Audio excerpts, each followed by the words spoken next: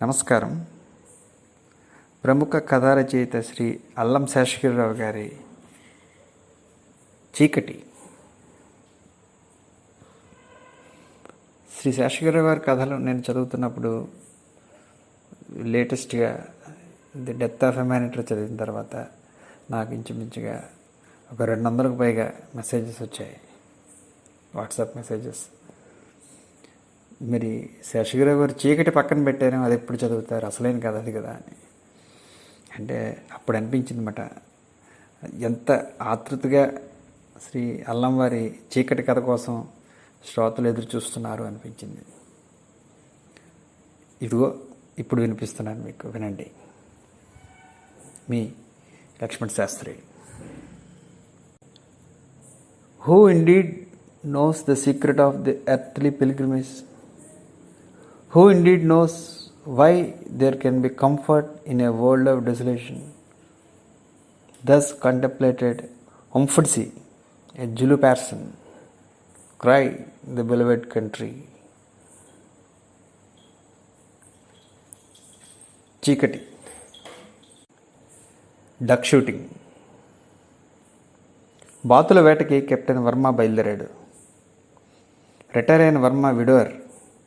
ఊరవతల పెద్ద బంగ్లా ఉంది. అందులో పూర్వం దొరలు ఉండేవారు. వయసు మళ్ళిన దిట్టంగా ఉన్నాడు.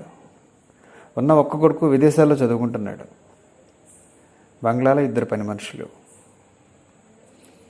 నాకు మహావృక్షాలంటే మహా ఇష్టం. అవి ముసలి చెట్లు అయి ఉంటే మరీ ఇష్టం. ఇవి చాలా తరాల నుంచి వాటి మీద గూళ్ళు కట్టుకున్న ఎన్నో జాతుల పక్షుల్ని, ఈ బంగ్లాలో కాపురమన్న విభిన్న సంస్కృతుల మనుషుల్ని చూసుంటాయి. నేను ఈజీ చైర్లో వరండా మీద కూర్చుని పైపు కాల్చుకుంటూ వాటన్నిటినీ ఆ ముసలి చెట్లలో చూడగలను. నాకు ఇంట్యూషన్ నాలెడ్జ్ ఉంది. పూల మొక్కలు అంటారా? నో, ఫెమినైన్ అని అప్పుడప్పుడు విజిటర్స్కి బంగ్లా ఆవరణలో ఉన్న పెద్ద పెద్ద చెట్లను చూపిస్తూ చెబుతూ ఉంటాడు Varma. Pipe, poetry, whisky, soda అతనికి ఇష్టం. విక్టర్ హ్యూగో అభిమాని. అతనికి ఉన్న వ్యసనం ఒక్కటే, వేట, ముఖ్యంగా duck shooting. Greener's double barrel shot gun భుజానికి తగిలించుకుని హంటింగ్ సూట్లో బంగాళమెట్లు దిగాడు. గదిలో నౌకర్ లైట్లు ఆర్పేశాడు. చుట్టూ చీకటి, ఎటు చూసినా చీకటి. తొలి సంధ్య ముందు విస్తరించుకునే చిక్కటి చీకటి. దూరంగా కొండల్లో నుంచి వచ్చిన గాలుల్లో ఊపిరి పోసుకుంటున్న చీకటి. ఆవరణలో ముసిలి మర్రి చెట్టు మీద రాబందుల రెక్కల చప్పుడు. Ugly but graceful bird. విశాలమైన రెక్కలు, గూని నడకలో ఓ హుందాతనం అని పొయిటిక్గా నెమరు వేసుకుంటూ సన్నగా ఈలలు వేశాడు. బావ్ బావ్.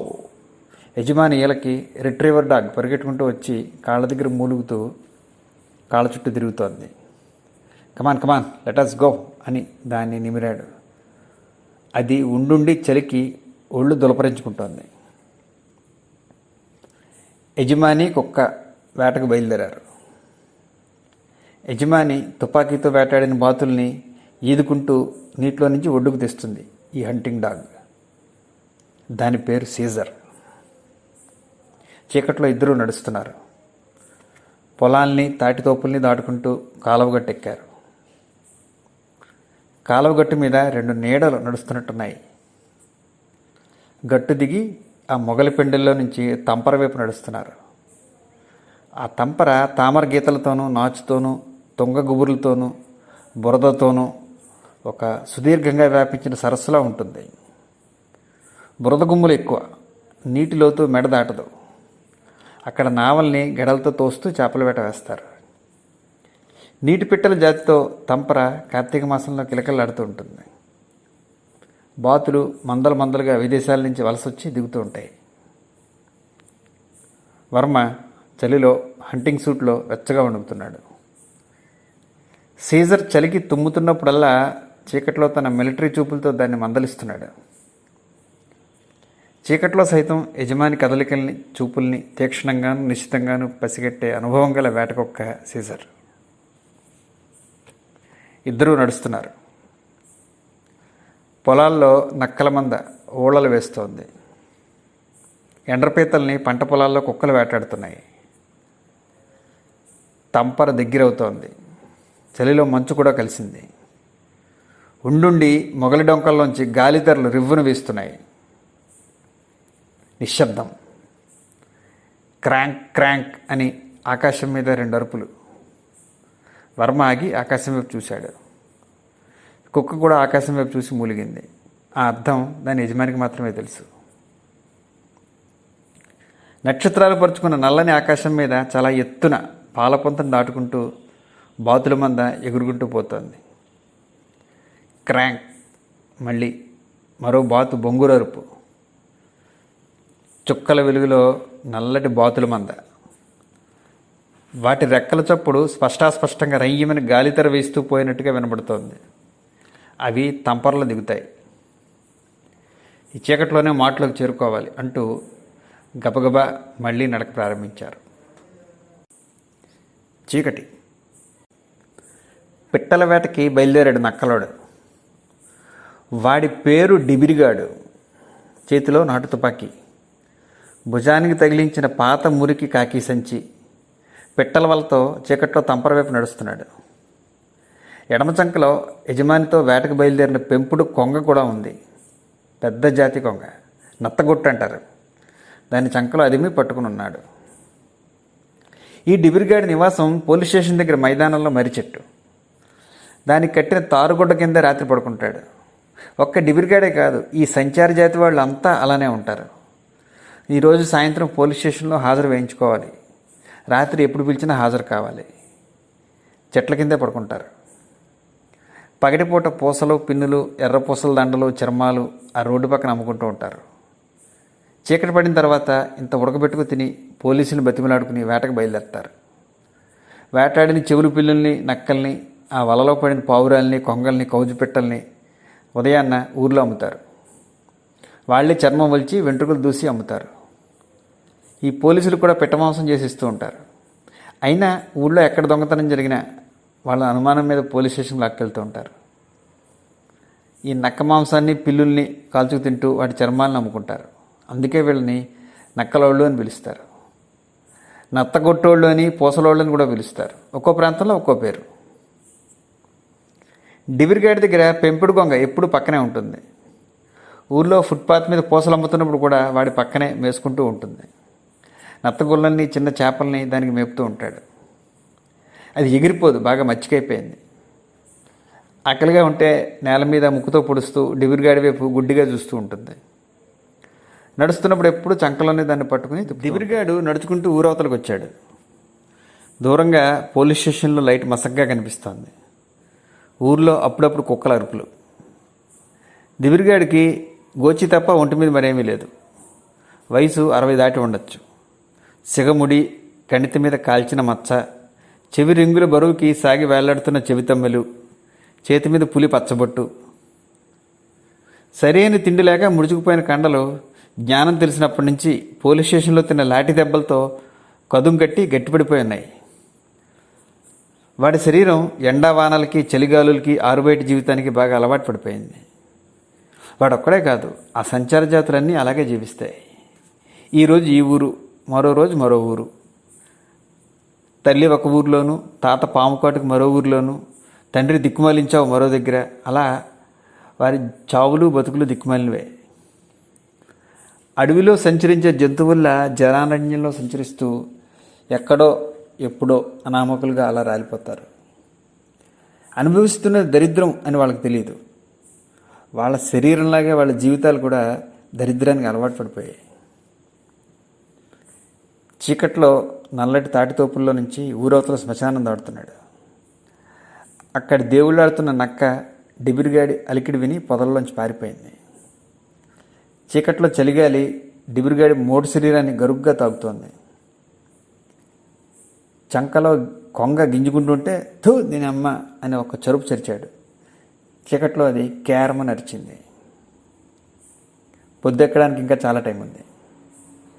డిబిరిగాడు తంపర వైపు నడుస్తున్నాడు. చీకట్లో వల పన్నాలి. సంచిలో నుంచి నాటు సారాసీసా తీసి డగ్ డగ్మని గుటకలు వేస్తూ సగం తాగి మూత బిగించాడు. ఒళ్ళు వేడెక్కింది. బీడీ వెలిగించాడు. అడ్డదారిని చెరువు గట్టు మీద ఏపుగా పెరిగే నల్లటి చెట్ల మధ్య నుంచి బరువెక్కిన చక్కటి నీడల గబగబా నడుచుకుంటూ వెళ్తున్నాడు. తంపరగాలి రివ్వును వీస్తోంది. గాలిలో తామరాకుల వాసనకి డిబిరిగాడి చేతిలోని కొంగ కూడా చీకట్లో నుంచి గుడ్డిగా తంపర వైపు చూస్తూ మెడ నిక్కించి రెక్కలు సర్దుకుంటోంది. డిబిరిగాడు తంపర దగ్గర అవుతున్న కొద్దీ మరింత వేగంగా నడుస్తున్నాడు. నీలాకాశం చీకటితో స్నానం చేసినట్టు స్వచ్ఛంగా ఉంది. చుక్కలు అక్కడక్కడ చెల్లో వణుకుతున్నాయి. ఆ తంపర ఒడ్డున మొగలి డొంకల మధ్యలో ముందే ఏర్పరిచిన అరప్ప మీద కెప్టెన్ వర్మ సీజర్ కూర్చున్నారు. తోటాల నిండిన జోడుగుళ్ళ తుపాకీ పక్కనుంది. మొగలి పొదల్లో నుంచి అరప్ప మీద కూర్చున్న వర్మకి విశాలంగా పరుచుకున్న తంపర చీకట్లో మసగ్గా కనిపిస్తోంది. ఆవల వైపు సరుగుడి తోటల్లో నుంచి గాలులు వీస్తున్నాయి. ఈ తంపర మీద నిశ్శబ్దం ఆవరించుకున్నది. వర్మ ఆకాశం వైపు నీటి వైపు కళ్ళు పొడుచుకొని చూస్తున్నాడు. చీకటి మరింత చిక్కగా పేరుకుంటోంది. సీజర్ చలికి వర్మకి మరింత దగ్గరగా తోసుకుంటూ వెచ్చగా ముడుచుకుంటోంది. ఇంతలో దూరంగా నీటిలో తుంగగడ్డి గుబుర్లలో ఏదో కదులుతున్నట్టుగా అనిపించింది. వర్మ పరికించి చూస్తున్నాడు.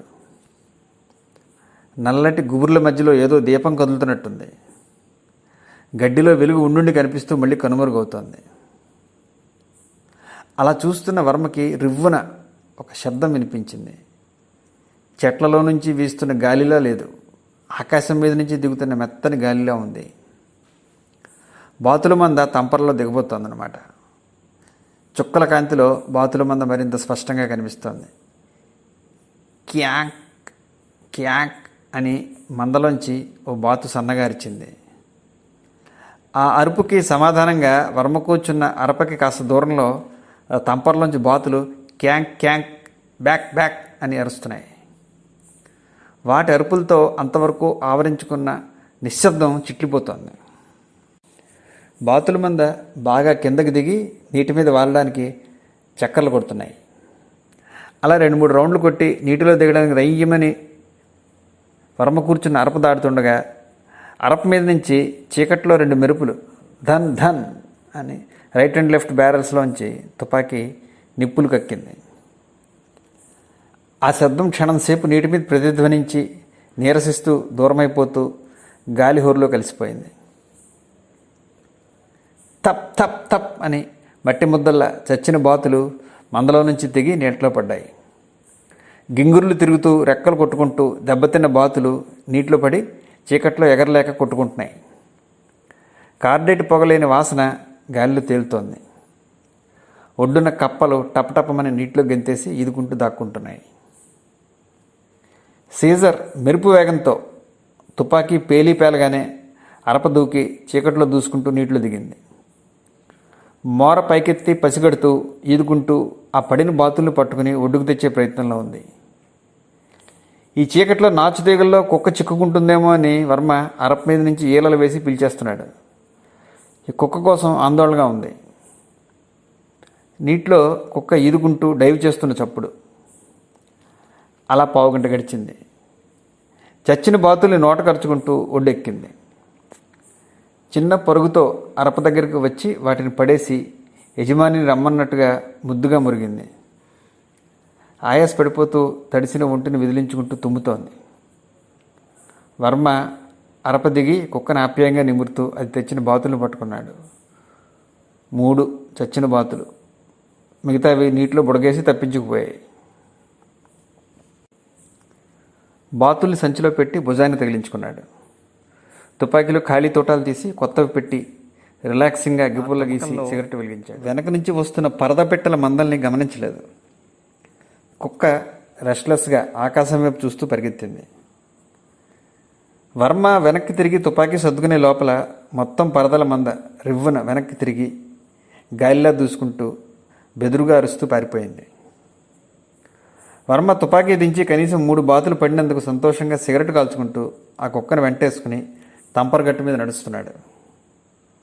ఇంకా బాగా చీకటిగానే ఉంది. బాతులు దిగే సమయం మించిపోలేదు. ఇంకా ఛాన్స్ ఉంది. నీటి మీద పొగమంచు మెల్లమెల్లగా లేస్తోంది. దూరాన కొండల మీద నుంచి దిగిన మంచు కూడా గాలితో కలిసి ముసురుకొస్తోంది. చూస్తుండగానే అంత తెల్లటి మంచుమయం. చీకటితో తడిసిన మంచు మెత్తగా నడుస్తున్న వర్మకి రాసుకుంటూ చుట్టేస్తోంది. చెల్లి వణుకుతున్నాడు. దూరంగా తంపర గట్టు మీద మంచులోంచి ఏదో వెలుగు కనిపిస్తోంది. వర్మ మంచులో తడుస్తూ వెలుగువైపు నడుస్తున్నాడు. అది చలిమంట. డివిరిగాడు చలి కాగుతున్నాడు. వర్మని దూరంలోనే చూసి లేచి నిలబడ్డాడు. మంట వెలుగులో డివిరిగాడి ఆకారం పొగమంచులో ఊగుతున్న నల్లటి నీడల చీకట్లో కనిపిస్తోంది. దండాధర, ఇసుక మంచు, ఒళ్ళు కొంచెం ఏడక్కని కూకో అని గోచి గట్టిగా బిగించుకుని కూర్చున్నాడు. అపరిచితుడు, అందులోనూ అనాగరికుడు తనని ఎలా పలకరించడం ఇష్టం లేకపోయినా బాగా చలిగా ఉంది. ఉదయాన్నే మరోసారి డక్ షూటింగ్ అవకాశం కూడా ఉంది. తను కూడా ఇష్టంగానే కూర్చున్నాడు అక్కడ. డివిరిగాడు వర్మని పెద్దగా పట్టనట్టు వాడి మానాన వాడి చలి కాచుకుంటున్నాడు. చేతులు మంటల మీద పెట్టి రాసుకుంటున్నాడు. ఉండుండి మోకాల మీద అరిచేత్తో కొట్టుకుని రుద్దుకుంటున్నాడు. పక్కనే ఉన్న లాంతర్ ఒత్తి బాగా దించేశాడు. కిరసనాయిలు ఎంతుందో ఊపి చూశాడు.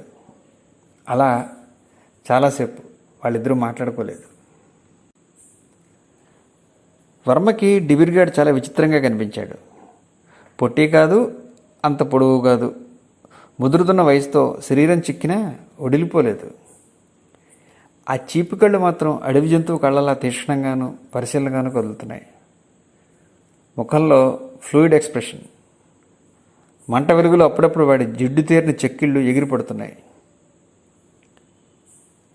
తుంగగడ్డి గుబుర్లు గాలి వీచినప్పుడల్లా బుడగలు కక్కుతున్న జుయ్యమనే ధ్వని. వర్మ ఏమీ తోచక డివిరిగాడిని మాటల్లోకి దించాడు. ఇది ఏ ఊరు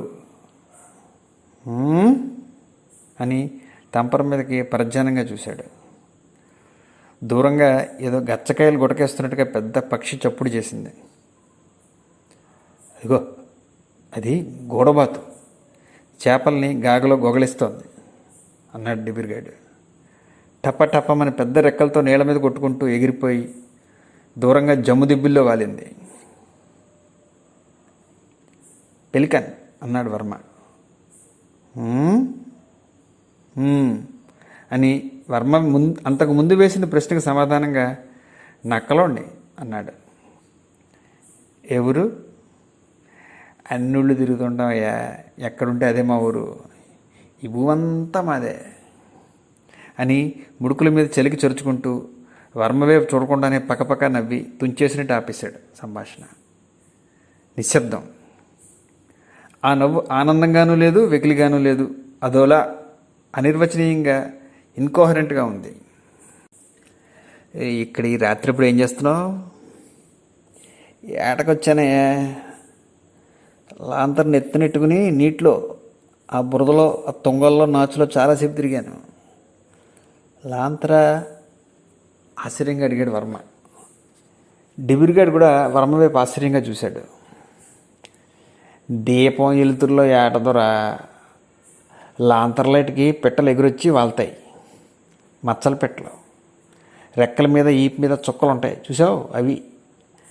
ఆ జాతి పిట్టలు ఇక్కడివి కాదు, చలికి ఎక్కడి నుంచో ఎగురుకొస్తాయట.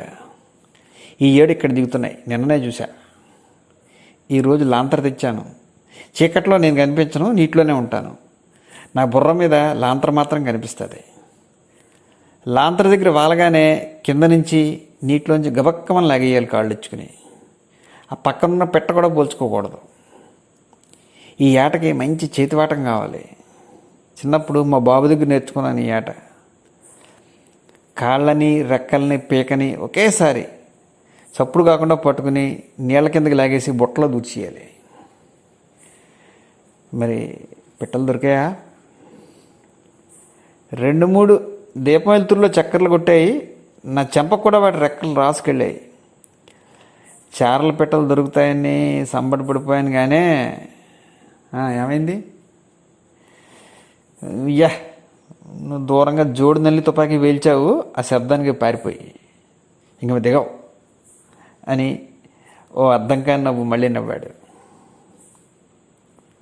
కళ్ళలో మాత్రం నీ ఏటతో నా ఏటకి దెబ్బ కొడిసావే అనే నిస్పృహ వర్మకి కనిపించినట్టు అయింది. చీకట్లో అరప మీద నుంచి తొంగగుబురులో కనిపించిన వెలుగు ఆ డిబిరిగాడి లాంతరు అని ఇప్పుడు అర్థమైంది. కొంచెం గిల్టీగా మనసు చివుక్కుమంది. తలదించుకుని పక్కన ఉన్న ఎండుటాకుల్ని అప్రయత్నంగా ఆరిపోతున్న మంటల్లోకి వేస్తున్నాడు వర్మ. మళ్ళీ నిశ్శబ్దం. మంటల్లో ఆకులు చిట్లుతున్నాయి. నువ్వు వేట చేస్తున్న సంగతి నాకు తెలియదా, ఐఎమ్ సారీ అని చెబుదామనుకుని తలపైకెత్తాడు. డిబిరిగాడు సంచిలోంచి నాటు సారా సీసా తీసి గడగడ తాగేస్తుంటే వాడి గొంతు ముడి కిందకి పైకి కొట్టుకోవడం ఎగిసిన ఆకుల మంట వెలుగులో కనిపిస్తోంది. సీసా దించి తుపుక్కుమని ఉమ్మి చేత్తో మూతిని రాసుకున్నాడు. ముఖం మీద కండరాలు ఎరుపెక్కి వణుకుతున్నాయి. కణతల కింద నరం చూస్తుండగానే ఉబ్బెక్కింది. గట్టిగా ఉగిర్చాడు. ఊపిరి భారంగా పీలుస్తున్నాడు. ఆకాశం వైపు చూస్తున్నాడు. శుక్రుడు ఉదయించాడు. మరో చంద్రుళ్ళ నక్షత్రం కాంతి చిమ్ముతోంది. శుక్రుడు లోనుంచి ఉండుండి రంగులు మారుతున్నాయి. ఆకాశం కొత్త కాంతిని సంతరించుకుంటోంది. డిబిరిగాడు తదేక ధ్యానంతో ఆ నక్షత్రాన్ని చూస్తున్నాడు. ముఖం విచిత్రానుభూతితో కాంతివంతం అవుతోంది. ఈ మాట పెదాల మీద నవ్వు అస్పష్టంగా లేదు. సారా నిషాలో మత్తెక్కిన ఎర్రటి కన్నుల్లో కామం పొంగులు కక్కుతోంది. ఒక్కసారి వేట సంగతి మర్చిపోయినట్టు మాట తుంచేసి గతంలోకి గంతేసినట్టుగా, దొరా అడుసుడు, ఆ సుక్క రంగులు మారుస్తోంది, రంకు సుక్క అని కట్టదించుకున్న ఉద్వేగంతో ఆ చీకట్లో కంగు నరిచాడు. ఎగూపిరి ఆనందం, అవతలు దాటుతున్న మదపిచ్చి నవ్వు. ఆ చుక్కని చూస్తే ఆడదానికి అడవిలో పులికి దూలెక్కిపోద్ది. కత్తిలాంటి కసిద్ది అమ్మ. లస్క్ టప్ప ఆహా ఓహో అని గెంతుతున్నాడు. టపకరిజో అని ఎగురుతున్నాడు. లఫాకిలపద్దన్ జిక్ అని ఆంబోతిలా బుసలు కొడుతున్నాడు. అర్థం కాని చప్పుళ్ళు. మంట వెలుగులో చెవిరొంగులు ఉండుండి తడుక్కుమంటున్నాయి. అదేదో భాషలో అరుచుకుంటూ గొణుక్కుంటూ పిక్కల్ని తొడల్ని చరుచుకుంటూ కసికసిగా నవ్వుకుంటూ భూమి మీద పడి ముడుచుకుని మంట చుట్టూ దొల్లుతున్నాడు. వాడి వింత చేష్టలకి వింత అరుపులకి వంత పాడుతున్నట్టుగా సీజర్ కూడా అరుపులు అంకించుకుంది. కుక్క అరుపుకి డిబిరిగాడు లేచి నించున్నాడు. తడిసిన గుర్రంలా ఒళ్ళు విదిలించుకుని అడుగులు తడబడుతూ మెల్లగా తూలుకుంటూ నాటుసారా కంపు కొడుతూ దగ్గరగా వచ్చి వర్మ 2 జబ్బులు పట్టుకుని సరదాగా ఊపాడు. వీడికి మందు ఎక్కువైపోయింది అనుకున్నాడు మనసులో వర్మ. 2 సీసకాయలు ఎత్తగలను, కొంచెం వేడెక్కిందంతే అని వర్మ మనసులోని ఉద్దేశాన్ని క్షణంలో పసిగట్టినట్టుగా అన్నాడు. ఆ చొక్కను చూస్తే గుర్తుకొచ్చింది లాంచి కూతురు. ఏం ఫిట్టింగ్ దొరా అని వర్మ వైపు బూతుగా చూసి కనుగొట్టాడు. ఎన్ని పెళ్ళామా?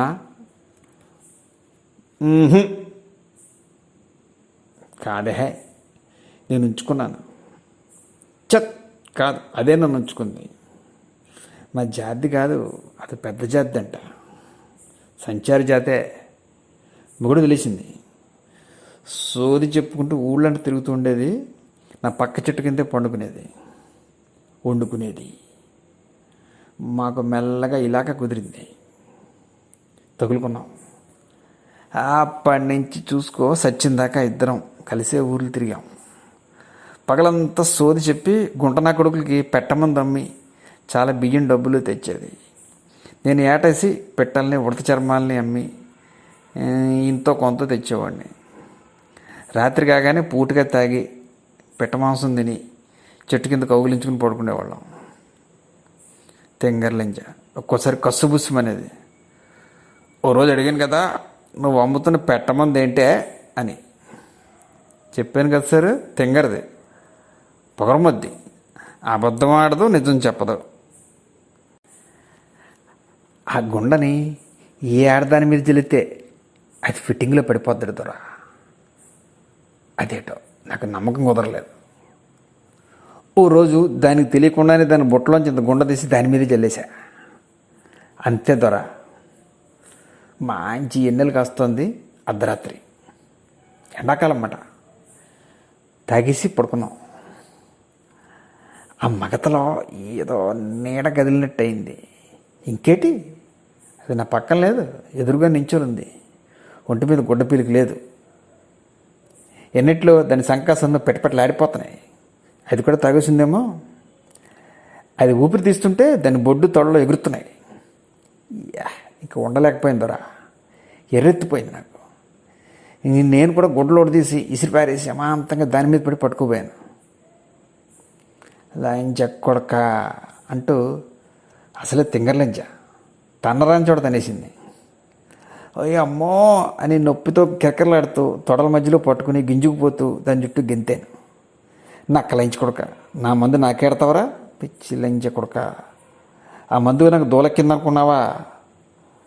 కాకులు చంపి దాని పీక కళ్ళు కోసేసి ఈకలు దూసేసి పావురాలు బుచ్చి అంటించేసి పావురాలు నమ్మెత్తుంటే జనం కొనేయడం లేదురా. అలాగే నా మందును నక్కలు నా కొడక. నువ్వెంత మాయ లంచి కొడుకు, మొగుడు వదిలేసిందని. మరి నేనెంత కేట్ లంచి నువ్వు పోల్చుకోలేకపోయావా ఏటే? నా మందులు నాకే దురదెక్కిపోయి గుడ్లు ఇప్పేసుకున్నా అనుకున్నావా? నాకు కొడక కాదురా. అటు చూడు, ఆ సుక్కను చూడు, అది మారుస్తున్న రంగులు చూడు అంటూ ఈ చుక్కనే ఇప్పుడు మీరు చూస్తున్న చుక్కను చూపించి మీద నుంచి కింద దాకా దాని ఒళ్ళంతా వెన్నెల్లో ఆ చుక్క మెరుపులో చూపిస్తూ ముందుకొచ్చి నించుంది. నాకు కసిక్కిపోయింది. అమాంతంగా దాన్ని జుట్టట్టుకుని దాని కళ్ళలోకి చూశాను. ఎరుపుక్కుపోయిన కళ్ళు ఆ చుక్క ఎలుగులో మరింత ఎర్రగా పొంగిపోతున్నాయి. నేను కైపెక్కిన గాడిలో దాన్ని ఒక్క తన్ను. రమ్మలంచి కొడక అని నక్కల మీద పడి పట్టుకుని భూమి మీద గొర్ర ఈడ్చుకుంటూ తన్నుకుంటూ చెట్టు దగ్గర ఈడ్చుకొచ్చాను. చాలాసేపు తన్నుకున్నాం, అలాగా కొట్టుకున్నాం, కొరుక్కున్నాం, కొమ్ములు ఆడుకున్నాం. తర్వాత దొర అప్పుడు అందుకుంది మజా. ఫిట్టింగ్లో దిగిపోయాం. లంచ్కి ఫిట్టింగ్లో కూడా తింగతనమే. మామూలు ఫిట్టింగ్ కాదు దొరోయ్, దానిది గొప్ప పొగరమూతి ఫిట్టింగ్. లంజ మీదకెక్కేసి చపక్ మన పెట్టని పుంజికి కుమ్మేసినట్టు కుమ్మేసింది. గస్కి మీద గస్కి గొప్ప ఫిట్టింగ్ దొర. అది ఆ చుక్కలని మజా అని చీకట్లో చేయి చూపుతూ సుదూరంగా ఆకాశంలో తొడుక్కుమంటున్న శుక్ర నక్షత్రాన్ని చూపించాడు. డిబిరిగాడు అలా చెబుతున్నంతసేపు ఒంటి మీద తెలివి లేనట్టుగా పూనకంలా ఉన్నట్టు చెప్పుకుపోయాడు. సంవత్సరం తిరగకుండానే ఎర్రినక్క కరిసేసి నక్కలా అరిసి చెట్టు కింద చచ్చిపోయింది అని చీకట్లోకి చూస్తూ చెబుతున్నప్పుడు ఏదో బాధని గుటకేస్తూ చెబుతున్నట్టు అనిపించింది. నిశ్శబ్దం చుట్టూ. దాని జాతోడు కానీ మా జాతోడు కానీ రాలేదురా. నేనే దాని శవాన్ని భుజానికి ఎత్తుకెళ్ళాను. నోట్లోంచి సొంగలు గారుతున్నాయి దానికి. ఊరవతల చెట్టు కింద గొయ్యి తవ్వి దాన్ని నా చేతులతోనే గప్పెట్టేశాను. లాంచి కూతురు. ఆ రాత్రి చెట్టు కింద దాన్ని బుట్ట ఎతికాను. సవరాలు, ఫిట్టింగ్ మందు పొట్లాలు, పాత చీరలు అవే మిగిలాయి. అది నన్ను వదిలేసి వెళ్ళిపోయిందరా అని అప్రయత్నంగా అది చేతి మీద పొడిచిన పులి పచ్చబొట్టును చేత్తో రాసుకుంటూ చీకట్లోకి చూస్తూ చెబుతున్నాడు డిబిరిగాడు. అలా కొనుకట్టేసింది రాత్రికి. నిద్దట్లో పక్కన చెయ్యేసా. ఎప్పుడు బరువుగా తగిలెత్తాను. ఇప్పుడు లేదు, ఆ జాగ ఖాళీ చేసి వెళ్ళిపోయింది. చెరువు గట్టు దగ్గర దూరంగా పెద్ద నక్క అరిచింది. అరుపు. గతుక్కుమనిపోయాను, కంగారెత్తిపోయాను. నా ఆడదాన్ని పీనుగుని ఇన్నాళ్ళు నా పక్కన తొంగున్నదాన్ని గోతులోంచి నక్కలైనా లాగేస్తున్నాయేమో, పీక్కు తినేస్తున్నాయేమో. తుపాకీ పట్టుకుని తుప్పల్ని డొంకల్ని దాటుకుంటూ ఆ చీకట్లో పరిగెత్తుకుంటూ చెరువు గట్టు దగ్గర పరిగెత్తా. దాని గోతి దగ్గర నక్కలు చీకట్లో కాట్లాడుకుంటున్నాయి. నాలకడి విని పారిపోయి అప్పటికే గోయి సగం దవ్వేసి గోతులో నుంచి దాని చెయ్యి నిటారుగా బయటికి తనుకొచ్చింది. చీకట్లో నన్ను పిలుస్తున్నట్టు అనిపించింది. సారు దాని గోతి దగ్గరే గుండేసి కొట్టుకుని చచ్చిపోవాలనిపించింది. త్వరగా గొయ్యి చేతులతోనే తవ్వి మరింత పెద్దది చేసి దాంట్లో దాని చెయ్యిని శవాన్ని మరింత లోతుగా కుక్కేసా. దాని ముఖం ఉబ్బిపోయింది సారు. కుక్కుతున్నప్పుడు దాని ముక్కంట నోటంట నీళ్లు బొళ బొళ తన్నుకొచ్చాయి. పసరకంపు. అలా నా ఆడదాన్ని మళ్ళీ కప్పెట్టేశాను. తెల్లార్లు తుపాకీ పట్టుకుని గోతికాడికి కాపలాగాశాను. అప్పుడప్పుడు ఆ తుప్పల మధ్యలోంచి ఆ నక్కల కళ్ళు మెరుస్తుండేవి. ఇంక తెల్లారిపోతుంది అనగా దూరంగా దుమ్ములు గుండి అరిచింది. ఆ చెప్తూనే ఉన్నాడు. ఆ విషాద చరిత్ర వింటూ చుట్టూ చీకటి కూడా చచ్చుబడిపోయినట్టు అనిపించింది వర్మకి. నిశ్శబ్దం. డిబిరిగాడిది వాడి జీవితంలోనే భాష కూడా వేరు. సంచారజాతి. అన్ని యాసలు కలగాపులగం. అరవం, ఉర్దూ ముక్కలు, అక్కడక్కడ ఇంగ్లీష్ ముక్కలు వాడి జీవిత దర్పణంలా ప్రతిబింబిస్తున్నాయి. ఆ నిశ్శబ్దంలో దిబిరిగాడి మాటల్ని తనకు అర్థమయ్యే భాషలోకి అనువదించుకుని మనసుతో అర్థం చేసుకుంటున్నాడు వర్మ. భాషా సంఖ్యలను తెంచుకుని రెండు మనసులు మాట్లాడుకుంటున్నాయి అక్కడ. కెప్టెన్ వర్మకి కళ్ళు చెమరుస్తున్నాయి. చీకట్లో నాచు మీద కొక్కో అని ఒక ముసలి కొంగ దగ్గింది. డిబిరిగాడు చెవులు రెక్కించి విన్నాడు. దీని అమ్మ వస్తానుండు ధర అని నేల మీద నుంచి నీటిలోకి దిగుతున్న మొసల్లా గట్టు మీద నుంచి తూలుకుంటూ అలా బురదలోకి జారుకుంటూ తంపర్లోకి దిగిపోయి ఈదుకుంటూ చీకట్లో మాయమైపోయాడు. మంచు బాగా కురుస్తోంది. నక్షత్రాలు మంచు పొగల్లోంచి ఒక్కొక్కటి మసకబారి వెలవెలబోతూ నీరసించిపోయి రంగు మారుతున్న ఆకాశంలోకి ఇంకిపోతున్నాయి. దూరంగా వేగు చుక్క మాత్రం అలా ఊగుతూనే ఉంది. కెప్టెన్ వర్మ ఒడ్డున మంటకి మరింత దగ్గరగా వచ్చాడు. డిబిరిగేడ్ సంచి పక్కనే వాడి తుపాకీ కూడా ఉంది. నీడలో దాన్ని వర్మ ఇంతకుముందు గమనించనే లేదు. వేటగాడు వర్మ తుపాకీని చూడగానే ఉత్సాహంతో దాన్ని తీసి పరిశీలనగా చూశాడు. పాతబడి నాటు తుపాకీ, అందులోనూ దట్టింపు తుపాకీ. వాడకల్లో ఉండడం వల్ల బాగా పాతదైనా జంకు పట్టక పనిచేస్తోంది. ఖాళీ తుపాకీని సరదాగా భుజాన్ని గానించాడు. బ్యాలెన్స్ సరిగా లేదు. సర్దుకుంటూ మంట వెలుగులో బేరల మీద నుంచి చీకట్లో గురి చూస్తూ విశాలమైన తంపర మీద గురి సారిస్తూ మెల్లగా తిప్పుతున్నాడు. నీటిలో అలజడి. తుపాకీ గురిలో నల్లటి నీడ నీటిలోంచి లేచింది. డిబిరిగాడు బురదలోంచి నాచును తొక్కుకుంటూ గట్టెక్కుతున్నాడు. వాడి భుజం మీద తడిసిన వల, చంకలో నత్తగొట్టు. చలిలో వణికిపోకుండా ఉన్న గబగబా అంగలేస్తూ వేడికి మంట దగ్గరికి వచ్చి కూర్చున్నాడు. వలని పక్కన పెట్టి నత్తగొట్టుని దగ్గరే ఎత్తిపడేశాడు. అది పడిన దగ్గరే కదలకుండా మంట వేడిలోకి చెవిటి చూపులు చూస్తోంది. డిబిరిగాడు ఒంటి మీద కారుతున్న బురద నీటితో మంటల్లోకి దూరిపోతున్నట్టుగా కూర్చున్నాడు. తుపాకీ చేత్తో పుచ్చుకునే జేబులోని సిగరెట్ తీసి ఇందా కాల్చుకో అని ఇచ్చాడు వర్మ. డిబిరిగాడు మంట మీద నుంచి పక్కకి వంగి కాలుతున్న కట్టిపులతో సిగరెట్ కాల్చుకున్నాడు. మంట వేడికి మొహం చిట్లించుకుని పొగకి దగ్గుతున్నాడు. సారో అది మడ్రై తుపాకీ అని సిగరెట్ని బీడీలో కాల్చుతూ అన్నాడు. వర్మకి షాక్ కొట్టినట్టు అయింది. ఉలిక్కిపడి తుపాకీని డిబిరిగాడికి అందించేశాడు. 2 రోజుల నుంచి చూస్తున్నాను సారు, ఇది బాగా బెదిరెక్కిపోయింది. అరుపులో బెదురు. దీనికి ఏటొచ్చిందో అరవకుండా ఉన్నా బాగుండు. అదో గొంతులో సైతాన్ని పట్టినట్టుగా దగ్గుతోంది. దీని అరుపు ఆలకించగానే ఆమెడ దూరం నుంచే ఆ నత్తకొట్లు బెంబెలెత్తిపోయి దిక్కుండా పారిపోతున్నాయి. దేని గురించి ఈ విషయం మాట్లాడుతున్నాడో వర్మకి అర్థం కాక డిబిరిగాడి వైపు చూశాడు. అదేనండి ఇందాక దగ్గిందే ముసలి దగ్గు. ఇగో ఈ కొంగలంచిదే. బెదిరికోత. ఈ అరుపు వింటే వచ్చిన పెట్ట కూడా రాదని వాళ్ళని దీన్ని తెచ్చేసాను. ఇంకా ఏంటి ఈ నత్తగుట్టని పెంచుతున్నా? నత్తగుట్లని పట్టడానికి పగలే వల వేయాలండి. రాత్రులు నత్తగుట్ల చెట్ల మీద ఉంటాయి. పగలు తంపర్లోను, చెరువుల్లోనూ, ఒడ్లంట పొలాల్లోనూ దిగుతాయి. అక్కడే వలేసి ఇదిగో దీన్ని వల మీద పెట్టి ఉంచుతాం. దీన్ని చూసి అక్కడ కూడా ఏదో మేత ఉందని అవి కూడా వచ్చి వలలో చిక్కుడిపోతాయి. కానీ దీని అరుపు మారిపోయింది. బెదురొచ్చేసింది అని దబాలన దాన్ని ఒక్క బాధ బాదాడు. అది నోరు చాపి కేరమని బాధగా కసిగా అరిచింది. దాని నాలిక ఎర్రటి పేలికల వెలుగులో మెరిసి మూసుకుపోయింది. ముక్కుతో భూమి మీద పొడుస్తోంది. నత్తగుట్లు రాత్రులు రావు కదా, మరి రాత్రి వలసేమే? చేత్తో వారిస్తుండగా మాటలు ఆపాడు. ముడుకుల మీద కొట్టుకుంటున్నాడు. ఇది రాత్రి అంతా నా పక్కనే ఎందుకులే అని వలేసి పడేశాను.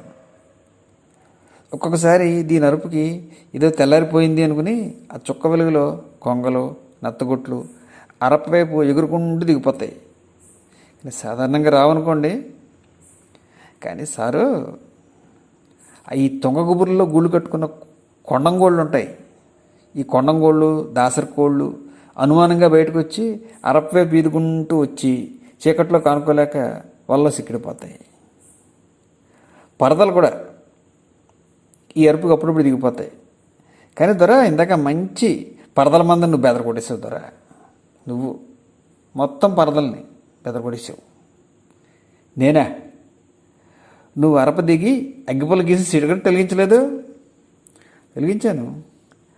ఆ అగ్గిపుల్ల ఎలుగులో నీ తుపాకీ గొట్టాలు జిగేల్మని మెరిసాయి. ఇది ఇంత దూరంలో నాకే కనిపించింది. బాగా నున్నగా మెరుగెక్కున్నాయేమో, జిగ్గమన్నాయి. చీకట్లో ఆ మెరుపుకి ఆ దిగబోతున్న పరదల మంద బెదిరిపోయి అరుచుకుంటూ గిరుక్కున వెనక్కి తిరిగి పారిపోయింది. ఈ డిబిరిగాడికి వేటలో ఉన్నటువంటి ఈ నిశ్చిత పరిశీలనా శక్తికి ఆశ్చర్యపోయాడు వర్మ. మరి ఈ నత్తగుట్టకి రెక్కలు కత్తిరించావా? డిబిరిగాడ అదో మాదిరిగా చూస్తూ ఎడం చేత్తో చటుక్కున నత్తగుట్టను పట్టుకుని దాని రెక్కలను సాగదీసి మంట మీద ఎత్తి పట్టుకున్నాడు. వేడికి అది కాళ్ళు కొట్టుకుని గింజుకుంది. అలా దాని పెద్ద రెక్కలను చూపించి నేల మీద దబ్బును పడేశాడు. అది కోడిలా రెక్కలు 2 సార్లు కొట్టుకుని పడిన చోటే నిటారు నించుని మంటల్లో కాలుతున్న చితుకుల చిటపటలను వింటోంది. మరి అది ఎగిరిపోదట్టి? దానికి సూపులు లేవు సారు, కళ్ళు కనిపించవు. గుడ్డిదా? దాని కళ్ళు పొడి చేసేవేటి? అదురుదగా అడిగాడు వర్మ. లేదు, కనపడకుండా దాని కంటి రెప్పలను దారం వేసి కుడిశాను. అది ఎలుతురు చూడలేదు బదురా. పెట్టని మచ్చిక చేసుకోవాలంటే ముందు దానికి చూపు లేకుండా చేసేయాలి. డిబిరిగాడు చెప్తున్నది ఆశ్చర్యంగా వింటున్నాడు వర్మ. సారు, ఏ జాతి పెట్టల్ని పట్టుకోవాలంటే ఆ జాతి పెట్టనే మచ్చిక చేసుకోవాలి. ముందుగా దానికి చూపు లేకుండా చేసేయాలి. వలేసి దాని మీద పెట్టాలి. దీన్ని చూసి ఆ జాతి పెట్టలన్నీ భయం లేకుండా దాని దగ్గర దిగిపోయి ఆ వల్ల తగులుకుని సిక్కిడిపోతాయి. ఈ మచ్చిక చేసిన పెంపుడు పెట్ట వెలుతురు చూడకూడదు. చూస్తే ఎగిరిపోయి దాని జాతి మందలో కలిసిపోద్ది. చూపు లేని పెట్టతో చూపున్న పెట్టల్ని వలేసి పట్టుకోవడం, అది మన స్పెషాలిటీ. అదే ఈ వేటలో తమాషా. అంతవరకు ఆసక్తికరంగానూ ఆశ్చర్యంగానూ వింటున్న వర్మ ఇప్పుడు డిబిరిగాడు చెప్తున్న దాన్ని లోతుగా ఆలోచిస్తున్నాడు. హంటింగ్ టాక్టిక్స్తో పాటు వాడు చెప్పిన దాంట్లో గల 5th కాలం స్ట్రాటజీని, పొలిటికల్ ఇండాక్ట్రినేషన్ని తన మిలిటరీ మేధస్తో విశ్లేషించుకుంటున్నాడు కెప్టెన్ వర్మ. డిబిరిగాడు మంటసాగి ఒంటి మీద ఎండిపోయిన బురదను బకురుకుంటూ దులుపుకుంటున్నాడు. తంపర్లో దూరంగా బార్ బార్ బార్ బార్ అని వెదురుగొట్టల నుంచి అరుస్తున్నట్టుగా గోడబాత ఒకటి అరుస్తుంది. నా తుపాకీ ఇందాక గురిసొస్తున్నావు కదా, ఎలాగుంది బర్మార్? బాగానే కొడుతుంది, కానీ ఆ కుందా మాత్రం గాడితని దన్నేస్తుంది. అటు పేరడం, ఇటు కుందా జబ్బ గుద్దేయడం, గుద్ది నా జబ్బ కదుంగట్టిపోయింది అని కాలర్ బోన్ కింద వేలు పెట్టి నొక్కి చూపించాడు. అక్కడ కండ కదుంగట్టి ఎండిపోయి నల్లటి మాంసం ముద్ద అంటించినట్టుగా బయటికి తోసుకుని వచ్చింది. దిబిరిగాడు నిలబడి తుపాకీ గుర్రం ఎత్తి గొట్టంలో నుంచి కాలిన మందుగుండు నుసి నిప్పిల నుంచి పోవడానికి గట్టిగా నోటితో ఊదుతున్నాడు. అది మర్డర్ తుపాకీ అన్నావు కదా ఇందాక, మర్డర్ చేసేవేటి? డిబిరిగాడు బళ్ళు నవ్వబోయి ఆపుకున్నాడు. గారబట్టిన పళ్ళతో గిగిలిస్తున్నట్టుగా గుసగుసమని నవ్వాడు. నేను కాదు, నా తండ్రి, నా బాబు ఈ తుపాకీతో ఒకే దెబ్బకి ఒకరిని కూనీ చేశాడు అని ఆ తుపాకీని 2 చేతులతో పట్టుకుని ఇది మొదటిసారిగా ఆ తుపాకీని చూసినట్టుగా తనివి తీరా చూశాడు. ఒక్కసారి ముఖం మీద నుంచి నీడ దాటినట్టుగా ముఖ కవళికలు మారిపోయాయి. పెదాలు ఆవేశంగా కదులుతున్నాయి. దవడలు గట్టిపడి బిగుసుకుంటున్నాయి. భారంగా చలిమంట దగ్గర చితికిలు పడ్డాడు. మంటల వెలుగులో నిప్పు కణికల్లా ప్రతిఫలిస్తున్న వాడి కళ్ళ చూపులు విశాలంగా పరుచుకున్న చీకట్లోంచి చొచ్చుకుపోతూ గతాన్ని చూస్తున్నాయి. డిబిరిగాడు గతాన్ని చెబుతున్నాడు. సారు, చాలా కాలం కిందట అప్పుడు తెల్లదొరలు ఉండేవాళ్ళు. నేనేమో చిన్నోడిని.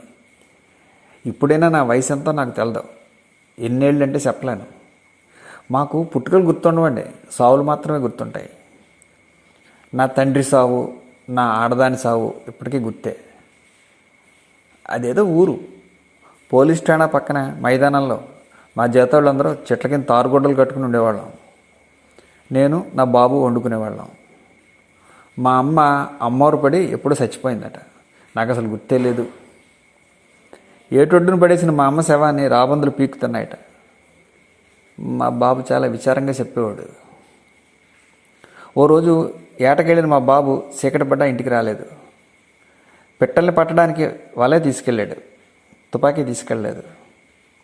అడవి పందులకు పటాసుకాయలు పెట్టి పొలాల్లో రాత్రి కాసు కూర్చున్నాడేమో అనుకున్నాను. ఆ మరుసటి రోజు సూర్యుడు నెత్తి మీదకి వచ్చినా కూడా మా బాబు ఇంకా రాలేదు. నేను బెంబేలెత్తిపోయాను. ఇంతలో పక్కన ఉన్న మా వాడు వచ్చి, ఏట్రా డిబిరిగా ఏం చేస్తున్నావు? నీ బాబును నిన్నటి నుంచి పోలీస్ స్టేషన్లో కుళ్ళబడి చేస్తున్నారు, వెళ్ళి చూసుకో అన్నాడు. ఎందుకు అడిగాను. దొంగతనం చేసేట, మమ్మల్ని పిలిపించి కొట్టి వదిలేశారు. నీ బాబు మీద ఇంకా అనుమానం తీరలేదు. మొన్న ఈ ఊరు షావుకారింట్లో దొంగతనం జరిగిందిట, బంగారం పోయిందిట. ఎక్కడ దాచేవరా అని గొడ్డును బదిలిండి బాతున్నారా. క్షణంసేపు ఆగి కళ్ళు మూసుకున్నాడు. నుదుటి మీద చిటికలు వేసుకున్నాడు. తేరుకుని చెవి సందుల్లోంచి బీడీ తీసి ముట్టించాడు డిబిరిగాడు. గట్టిగా దమ్ములాగి తిరిగి చెప్పడం మొదలెట్టాడు. సరే, మాకు పోలీసు వాళ్ళతో దెబ్బలు తినడం చిన్నప్పటి నుంచి మామూలే. ఎక్కడ దొంగతనం జరిగినా మమ్మల్నే పట్టుకుని తంతారు. మా జాతరలో దొంగతనం చేయం. దొంగతనాలు చేసే జాతులు వేరుగా ఉంటాయట. కానీ వాళ్ళతో పాటే మమ్మల్ని దొంగల కింద జమ కట్టేసి కొట్లో తోసేసి మక్కలు ఎరగదనేస్తారు. సారు, మేము మాత్రం దొంగతనం చెయ్యం. ఏట చేస్తాం. ఉంటే తింటాం, లేకపోతే ఆకలితో పస్తుంటాం. సచ్చిన అడుక్కోం. కానీ సారు, నా జీవితంలో గతి లేక ఒకే ఒక్కసారి అడుక్కున్నాను. ఆ సంగతి తర్వాత చెప్తానులే సారు అంటూ గెడ్డాన్ని చేత్తో బొకురుకుంటూ తలపైకెత్తి శూన్యంలోంచి ఆకాశం మీదకి వెర్రిగా చూశాడు. మంచు పలచబడుతోంది.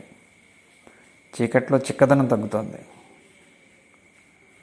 నేను కంగారెత్తిపోయి పోలీస్ స్టేషన్కి పరిగెత్తాను. అక్కడ దొరకాళ్ళ మీద పడి మా బాబును వదిలేమన్నాను. ఇలా అన్నానో లేదో ఆ పక్కనే ఉన్న పోలీస్ బాబు, ఆడి కొడుకే సార్, ఇప్పుడు ఆడు చెప్పేస్తాడు, చల్ నా కొడక అని పిల్లని చెవి పట్టుకుని ఎత్తుకెళ్ళినట్టుగా నా జుత్తు పట్టుకుని ఎత్తి గొరగొర ఈడ్చుకుంటూ కొట్లో తూశారు. దొరా దొరా దొరా అని గావకేక పెట్టాడు. ఆవరించుకున్న నిశ్శబ్దంలో చీకటి అద్దం గళ్ళును పగిలినట్టయింది. వర్మ ఆ కేకకి నిశ్చేష్టుడై వింటున్నాడు. బాధతో అరిచిన అడవి మృగంలా ఉంది ఆ కేక. డిబిరిగాడు ఒళ్ళో ఉన్న తుపాకీ మీద తలపెట్టి కళ్ళు మూసుకున్నాడు. అలా మూసుకున్న కళ్ళకి గతంలోంచి ఒక భయంకర దృశ్యం కనిపించింది. అలా కళ్ళు మూసుకునే చెబుతున్నాడు. దొరా, నా తండ్రిని 2 చేతులు చాచి కట్టేసి దూలానికి వేలాడదీశారు. గోచి తప్ప ఒంటి మీద గుడ్డలేదు. కాళ్ళు కట్టేసి ఉన్నాయి. కొట్లో చీకటిగా ఉంది. లాంతర వెలుగులో చూసేసరికి నా కళ్ళు తిరిగిపోయాయి. డబ్ డబ్ ఫట్ దబాదబ్ లాఠీ దెబ్బలు, ఒంటి నిండా దెబ్బలు, అక్కడక్కడ చర్మం చిట్లి రక్తం ముద్దగట్టేసింది. గావు కేకలు, కాళ్ళు తన్నుకోలేక గింజుకుంటున్నాడు. కానీ దెబ్బలు మాత్రం ఆగడం లేదు. చెప్పరా బంగారం ఎక్కడ దాచావు? అరే బాబు నాకు తెలదు బాబో. నోట్లో మాట నోట్లోనే ఉంది. మళ్ళీ దెబ్బలు, కేకలు, బొబ్బలు. నోట్లోంచి రక్తం చొంగలా కారుతోంది. ఇప్పుడు చెబుతాడు ఆడు ఎక్కడ దాచాడో. ఇదిగో చూసుకో, ఇదిగోరా నీ కొడుకు, నీ ఎదుటే ఇన్ని కొట్టి చంపేస్తాం. ఏం చెప్పవా అని దన్నమని నా బుర్ర గోడకేసి కొట్టేశారు. నేను పడిపోయాను. గుండెల మీద కడుపులోనూ బూట్లతో కుమ్మేస్తున్నారు. లాఠీలతో కొల్లబడిసేస్తున్నారు. బాబోయ్ అన్నాను, అమ్మోయ్ అన్నాను. ఒక్కో కరుపుకి ఒక్కో దెబ్బ. కింద రాత్రి తిన్నది కక్కేసుకున్నాను, ఉచ్చోసేసుకున్నాను. ఆ జుత్తులోంచి కారి నెత్తురు పెదాలకు ఉప్పగా తగులుతోంది. నా అరుపులకి మా బాబు గెద్దకి రెక్కలు ఇరిసేసి దాని ఎదురుగానే దాని పిల్లని చుట్టుముట్టేసి చంపేస్తున్న బావురు పిల్లులు చూసి అరుస్తున్నట్టుగా కోపంగా పీండ్రించుకుంటూ దూలాన్ని గింజుకుపోతున్నాడు. దొర అసలు ఎందుకు కొడుతున్నారో నాకు తెలియదు. నేనేం చేశాను? అంతా నాకు అయోమయంగా అనిపించింది. అంతా చీకట్లు కమ్ముతున్నాయి. నా ఒంటి మీద దెబ్బలు వినిపిస్తున్నాయి, కానీ బాధ తెలియడం లేదు. మగత కమ్మేస్తోంది. ఆ మగతలో చివరిసారిగా ఆయన మాటలు, ఆపండి, ఆయన వదిలేండి, నేను నిజం చెప్తాను అని కిరకిరలాడిపోతున్న మా బాబు గొంతు. నవ్వులు. నాకు స్పృహ తప్పిపోయింది. తెలివి వచ్చేసరికి పోలీస్ కొట్లో మా మూలుగులు, కంపు, రొచ్చు, ఆ పక్కనే అన్నం, నీళ్లు. మా బాబు నీళ్లతో నా మొహం కడిగాడు. ఏడ్చి ఏడ్చి తడారిపోయినట్టుగా ఆడి కళ్ళు గాజు కళ్ళులా ఉన్నాయి. తినండి నా కొడకల్లారా, తిని వెళ్ళి ఒంటికి కాపడం పెట్టుకుని పడుకోండి. రాత్రి పారిపోగలరు, జాగ్రత్త. రాత్రి అంతా మా పోలీసు నీ డేరా దగ్గర కాపలా ఉంటాడు. తెల్లారగానే నేనే వస్తాను. బంగారం ఎక్కడ దాచేవో పాతిపెట్టావో చూపిద్దుగాని అని నన్ను పట్టుకుని ఈడ్చుకెళ్ళి బాదిన పోలీసు బాబు దమాయించి చెప్పాడు. దెబ్బలతో ఒళ్ళు పచ్చి పుండులా ఉందేమో, అన్నం తినాలన్నా తినలేకపోయాను. అసలు అన్నం ముద్దలు చేతితో పట్టుకోలేకపోతున్నాం. వేళ్ళు వాచిపోయి ఉన్నాయి. సలుపులు, కడుపులో ఆకలి మార్చేస్తుందేమో, తినలేక ఇంత తిని నీళ్లు తాగాం. మరేం పర్లేదు, వీళ్ళు ఎక్కడికి పారిపోరు. ఈ కొట్లోనే ఉంచితే మొండినా కొడుకులు మొండికేసి అసలు చెప్పడం మానేసి నాకు తెలియదని మళ్ళీ మొదటికి వస్తారు. మనం వదిలేసినట్టుగా నమ్మకం కలిగించాలి, అప్పుడే పూర్తి నిజం చెప్పేస్తారు. కొంచెం నిఘా పెట్టించండి రాత్రంతా అని పక్క గదిలో ఇంకో పోలీసుతో గుసగుసలాడడం కొట్లోంచి బయటకు వస్తూ నాకు వినిపించింది. ఉరి, మేము ఎంత పోలీసు వాళ్ళమైనా మా డ్యూటీలో మేము మిమ్మల్ని ఎంత కొట్టినా మేము మనుషులమే రా, మాకు కనికరం ఉంటుంది. టీ తాగుతారట్రా? వద్దన్నట్టుగా తలూపి నేను మా బాబు కొట్లోంచి బయటకు వచ్చాం. ఒళ్ళు తూలిపోతోంది. అప్పటికే చీకటి పడింది. చెట్టు కిందకు వచ్చాం. నేనే లాంతరు వెలిగించాను. నా బాబు పెదాల నుంచి కారుతున్న నెత్తుర్ని చేత్తో ఒత్తుకుంటున్నాడు. కాపడానికి ఏం నీళ్ళెట్నా అన్నాను. వద్దు అన్నాడు. ఎండాకాలం చల్ల గాలి వీస్తోంది. బాబా, నువ్వు దొంగతనం చేసేవా అసలా అని అడిగాను. దానికి సమాధానంగా నా జుత్తు నిమురుతూ నువ్వు పడుకోరా అన్నాడు. నాకు నిద్ర పట్టేసింది. 1-2 సార్లు తెలివి వచ్చి చూసేసరికి నా బాబు నా పక్కనే కూర్చుని నా మొహంలోకి చూస్తున్నాడు. తెల్లారుజాము మగత నిద్రలో నా కాళ్ళు పడుతున్నట్టుగా కూడా అనిపించింది. ఆడు రాత్రి అంతా పడుకోలేదు. ఆవేళ తెల్లారి నేను లేచేసరికి ఆడు ఏదో దీర్ఘంగా ఆలోచిస్తున్నాడు. రాత్రంతా నిద్రలేమితోనూ అంతకుముందు తిన్న దెబ్బలతోనూ బాగా అలసిపోయినట్టున్నాడు. ముఖం కమిలిపోయి నిద్రలో కాలిన కర్రపెండలం దుంప రంగులోకి ఉబ్బిపోయింది. ఏంట్రా టీ తాగావా అని 2 గ్లాసులతో టీ తెచ్చాడు మాకు తెలియకుండా కాపలా కాస్తున్న పోలీసు. మా బాబు వాడికేసి ఎగాదిగా చూసి 2 గ్లాసులు అందుకున్నాడు. ఇద్దరం టీ తాగాం. సూర్యుడు ఉదయించాడు. డేరాలోకి చొచ్చుకు వస్తున్న సూర్యకాంతిని వాచిపోయిన చీపికలతో మా బాబు సొత్తున్నాడు. వాడి చూపుకి అడ్డంగా నీడలా నన్ను ఈడ్చుకెళ్ళిన పోలీసుడు వచ్చాడు. ఏంట్రా వెళ్దామా, ఇంకా టీ కావాలా అన్నాడు పోలీస్. ఆయన్ని కూడా మా బాబు కింద నుంచి మీదకి చూశాడు. లేచి నించున్నాడు. ఒళ్ళు బద్ధకంగా విదిలించుకున్నాడు. ఆ పోలీసుని చూసిన మా బాబు ఎప్పుడూ లేని మెత్తగా నవ్వాడు. పెదాలు నవ్వుతున్నాయి, కళ్ళు మాత్రం క్రూరంగా చూస్తున్నాయి. అంతే. మెరుపు వేగంతో పక్కనున్న తుపాకీ అందుకున్నాడు. ధూమ్! నాటుకు తుపాకీ గుళ్ళను కక్కింది. పోలీసు ఆమెడ దూరాన్ని డేరా నుంచి ఎగిరిపడ్డాడు. రాత్రికి 1-2 బార్లు మందులు పోసి గుళ్ళు దట్టించి ఉంచిన తుపాకీ సూర్యోదయాన్ని వాడి గుండెల్ని చీల్చేస్తూ గర్జించింది. ఆ శబ్దానికి చెట్ల మీద కాకులు అరుచుకుంటూ మందలుగా ఎగురుతున్నాయి. పోలీస్ శవం నెత్తిరి మడుగులో పడింది. ఖలీజా బయటకు వచ్చేసింది. చుట్టుపక్కల వారంతా గుమిగూడి తోసుకుంటూ శవాన్ని చూస్తున్నారు. నాటు తుపాకీ మందు వాసన గాలిలో తేలుతోంది. నా బాబు దగ్గరికి ఎవరు రాలేకపోతున్నారు. చేతిలో ఇంకా పొగలు కక్కుతున్న తుపాకీ అలాగే ఉంది. అలా తుపాకీతో మరి వెనక్కి తిరిగి చూడకుండా అందరూ చూస్తుండగా నడుచుకుంటూ పోలీస్ స్టేషన్లోకి వెళ్ళాడు. దొర, నిన్న నేను దొంగతనం చేశానని ఒప్పించాడే, అది పచ్చి అబద్ధం. నేను దొంగతనం చేయలేదు. ఇప్పుడు నేను కూనీ చేశాను. ఇది పచ్చి నిజం. చంపేశాను. అందుకే చంపిన తుపాకీతోనే లొంగిపోతున్నాను. ఇదిగో తుపాకీ, ఇంకా వేడిగానే ఉంది, పొగలు కక్కుతాం చూసుకోండి అని పోలీస్ ఇన్స్పెక్టర్ బాబు ముందు మా బాబు లొంగిపోయాడు. మా బాబును మూసారు. ఎక్కడో జైలుకు తీసుకుపోయారు. నేను ఒంటరివాడిని అయిపోయాను అంటూ నిట్టూరుస్తూ కథ ముగించినట్టుగా లేచి నించున్నాడు డిబిరిగాడు. తుపాకీ గొట్టం నుంచి మరొక్కసారి గాలి ఊదాడు. సంచిలోంచి వెతికి చిన్న డబ్బీ తీసి అందులో నుంచి తుపాకీ మందు గొట్టంలో పోసి కాగితాలు కూరి దట్టిస్తున్నాడు. అలా దట్టిస్తూనే మళ్ళీ మొదలుపెట్టాడు. నాకు మర్డర్ కేసులో సాక్షిగా వేశారు. కేసు పైసలు అయ్యేదాకా ఈ ఊరు కదలొద్దు అని కట్టడి చేశారు. రోజు పోలీస్ స్టేషన్లో హాజరు వేయించుకోవాలి. కొత్తలో పిచ్చిగా అటు ఇటు తిరిగాను. మా వాళ్ళు ఇంత అంబలు పోసేవాళ్ళు. సంచార జాతుల వాళ్ళం కదండే, వాళ్ళు కూడా ఊరు విడిచిపెట్టి కొన్నాళ్ళకి వెళ్ళిపోయారు. మరి నేను బతకాలిగా. నాకు అప్పటికి తుపాకీ ఏటో తెలీదు. వాళ్ళ వేసి పెట్టెలను పట్టి ఊళ్ళో అమ్ముకునేవాడిని. మరో డబ్బా తీసి అందులోని సీసపు రవ్వల్ని తుపాకీ గొట్టంలోకి పోసి కాగితం మడిచి ఇనపరాడుతూ సర్దుతున్నాడు. ఇప్పుడు దట్టించట్లేదు సారు. రవ్వలు నింపిన తర్వాత దట్టించుకోవడం సమా, మందు మీద కూరుతూ సర్దాలి. తుపాకీ పేలగానే రవ్వలు జల్లిళ్ళు ఇడిపోవాలి. అప్పుడు ఎక్కువ పిట్టలు పడతాయి అంటూ నాటు తుపాకీలోని టెక్నిక్ని కెప్టెన్ వర్మతో చెబుతున్నాడు. తుపాకీల సంగతి తెలిసిన వర్మ ఆ నాటు తుపాకీ బాలిస్టిక్స్ గురించి ఆసక్తికరంగా వినడం లేదు. ఆ నాటు మనిషి జీవితంలో అన్వేషిస్తున్నాడు.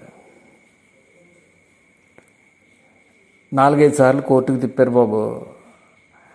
అక్కడ అబద్ధం ఆడకూడదు అని పోలీసులు బెదిరించేవారు. కోర్టులో ఏదో ప్రమాణకం కూడా చేయించేవారు. అయినా నేను ఎందుకు అబద్ధం ఆడతాను సారు? నేను కళ్ళారా మా బాబు పోలీసుని చంపడం చూశాను. మా బాబే చంపేశాడని చెప్పాను. అక్కడ బోన్లోంచి మా బాబు ఒకే దెబ్బతో పైసలా చేశాను అని ఉడుం బుసకొట్టినట్టుగా బుసకొట్టేవాడు. మా బాబుని కలిసేవాడిని. సింహం లాంటి వాడు బక్క చిక్కిపోయాడు. కానీ డీలా పడిపోలేదు. ఒరేయ్, నువ్వు నా కోసం బెంగెట్టుకోకరా, తిరిగి వచ్చేస్తాను. బాగా ఏట చేయడం నేర్చుకో, బాగా తిను, ఒంటి నిండా కండలు పెరగాలి, బలంగా ఉండాలి. దెబ్బలు తిని తట్టుకోవడానికి బలం కావాలరా. మనవి దెబ్బలు తింటూ బతికే బతుకులు అని కలిసిన ప్రతిసారి చెప్తూ ఉండేవాడు. ఆ మాటలు చెబుతున్నప్పుడు మాటలు తడబడేవి, పెదాలు వణికేవి, కానీ కళ్ళు మాత్రం కరకరమని చూస్తూ ఉండేవి. సంచిలోంచి క్యాప్ తీసి నిప్పులకి అమర్చి తుపాకీ గుర్రం ఎత్తి జబ్బ కానిస్తూ చీకట్లో గురి చూస్తూ చెప్పసాగాడు. ఆ తర్వాత ఆడికి ఏదో పెద్ద జైలుకి మార్చేశారట. తుపాకీ దించేసి పక్కన పెట్టి మంట దగ్గరగా వచ్చి కాళ్ళతో ఎగదోసి కూర్చున్నాడు. పక్కనున్న మరిన్ని ఎండుటాకుల్ని మంట మీద పడేశాడు. నిప్పుల మీద అవి కరకరమంటూ బొగ్గును మండుతాయి. చాలా రోజులు ఆడి సంగతే తెలియరాలేదు. చాలా రోజులు గడిచిపోయి అలాగా. ఆ రోజు నేను రోడ్డు పక్కన ఉడుం మాంసం వంతులేసి అమ్ముకుంటున్నాను. ఈ లోపల ఒక కానిస్టేబుల్ బాబు వచ్చి, ఒరే ఇక్కడ ఉన్నావుట్రా, నీ చెట్టు దగ్గర చూశాను. రేపు పొద్దుట నీ బాబుకి సెంట్రల్ జైల్లో ఊరేసేస్తారట, కావాలంటే వెళ్ళి చూసుకో అని చెప్పి వెళ్ళిపోయాడు. ఉరికమ్మం నా బాబు ఒళ్ళంతా గజగజలాడిపోయింది సారు అంటున్నప్పుడు వాడి శరీరం మంట వేడిలో కమిలిపోయి కాలిపోయే ముందు పొగలో మెలికలు తిరిగిపోతున్న ఆకులా ముడిచిపోసాగింది. పెద్ద జైలు, చాలా దూరం అంటున్నారు, బస్సులో వెళ్ళాలట. ఆ రోజుల్లో బస్సులు కూడా ఎక్కువ లేవు. బస్సు ఎక్కడానికి నా దగ్గర డబ్బులు లేవు. ఉడు మాంసం అమ్మిన బ్యాడ్ డబ్బులు ఉన్నాయి. ఏం చేస్తాను, దిక్కు తోచడం లేదు. సారు అడుక్కున్నాను. నేను చెప్పాను కదా, నా జీవితంలో అడుక్కున్నది ఒకే ఒక్కసారిని. కనిపించిన అందరినీ అడుక్కున్నాను, కాళ్ళు అట్టుకున్నాను. ఎందుకురా అన్నారు. నా బాబు గురి తెస్తారు, నా బాబు కూనీ చేశాడు అన్నాను. మర్డర్ చేసినాడు గురి తీసాక మెళ్ళ దండేస్తారెట్రా అన్నారు. ఈడి బాబు కూనీ చేసేట, ఈడు కూనీ కూరాడు కొడుకు. అసలు వీళ్ళ జాతి వాళ్ళందరూ దొంగతనాలు కూనీలు చేసి జాతోళ్లే. ఈడు కూనీలు చేసేవాళ్ళేగా ఉన్నాడు. ఉరి తీసిన ఈడు బాబుని చూడడానికి డబ్బులు కావాలట. ఎగతాళి చేశారు, చీదరించుకున్నారు, ఇసుక్కుంటూ తప్పుకుపోయారు. ఏదో ఒకళ్ళిద్దరు జాలిపడి కానీ పరక ఎత్తెత్తి నా చేతిలో పడేసిపోయారు. మొత్తం కలిపినా పావలా మించలేదు. ఇక ఆ డబ్బుతో వెనక్కి చూడకుండా బస్సు దగ్గర పరిగెత్తాను. కానీ సారు దరిద్రం, బస్సు కూడా వెళ్ళిపోయింది. నడినెత్తిన సూర్యుడు చుర్రుమంటున్నాడు. డిబిరిగాడికి ఆకలి వికారంగా ఉంది. జోరుగా నడిస్తే మరుసటి రోజు పెద్ద జైలు దగ్గరికి వెళ్ళిపోవచ్చు అన్నారు ఎవరో. ఇంకా పరుగులాంటి నడకలు అంకించుకున్నాడు. ఊరు దాటిపోయాడు, పరిగెత్తుతున్నాడు, నడుస్తున్నాడు. చీకటి పడిపోయింది. ఆ రాత్రంతా పరిగెట్టుకుంటూ నడుచుకుంటూ పరిగెత్తుకుంటూ చుక్కలను చూస్తూ టైం లెక్కెట్టుకుంటూనే ఉన్నాడు. రాను రాను ఆకాశం మబ్బు పట్టింది. టైం తెలియడం లేదు. వర్షం, ఆ వర్షంలోనే పరుగు, పరుగులోనే నడక, ఆయాసం, ఆకలి, బెంగ, భయం. అలా వర్షంలో తడుస్తూనే పరిగెత్తుకుంటూ 2-3 చిన్న చిన్న పల్లెలు దాటాడు. వర్షం తగ్గిపోయింది. ఓ గుడిసె దగ్గర ఆగి ఒగరుస్తూ మంచినీరు అడిగాడు. దోసిట్లో కుక్కలా కతుకుతూ తాగాడు. పట్నం ఎంత దూరం అన్నాడు. ఇదే దారి, కానీ ఇంకా చాలా దూరం అన్నారు. మళ్ళీ నడక, పరుగు, నడక, పరుగు. తెల్లవారుతోంది. కోళ్ళు కూస్తున్నాయి. తెల్లారిపోయింది. వెలుగు బాగా వచ్చేసింది. పరుగు ఆపేశాడు. దొంగ అని పట్టుకుంటారేమో అని భయం వేసింది. గబగబా నడుచుకుంటూ పట్టణంలోకి వచ్చేశాడు. వాకప్ చేసుకుంటూ జైలు దగ్గరికి వచ్చాడు. బాగా పొద్దెక్కిపోయింది. ఒళ్ళు తూలిపోతోంది. డిబిరిగాడు జైలు గేటు దగ్గర నించున్నాడు. మర్రి చెట్టు మీద గబ్బిలాలు అరుస్తున్నాయి. గేటు తలుపులోంచి జైలు వార్డీలు అటు ఇటు తొందరగా వస్తూ పోతున్నారు. కొందరు తెల్లబట్టలోళ్ళు, ఒక తెల్లదొర గేట్లోంచి బయటకు వచ్చి వెళ్ళిపోయారు. వాళ్ళకి జైలు పోలీసులు సాల్యూట్ చేశారు. వాళ్ళ చేతిలో ఏవో కాగితాలు కూడా ఉన్నాయి. బాబో అంటూ బెంగగా వార్డెన్ పలకరించాడు. ఏం కావాలరా గుంటనక్కడొక పొద్దున్నే అని విసుక్కున్నాడు. బాబో, నా బాబుకి ఈరోజు ఉరిసిచ్చాను కబురెట్టారు బాబో. వార్డెన్ వాడి కళ్ళలోకి చూసి పరధ్యానంగా తలదించుకున్నాడు.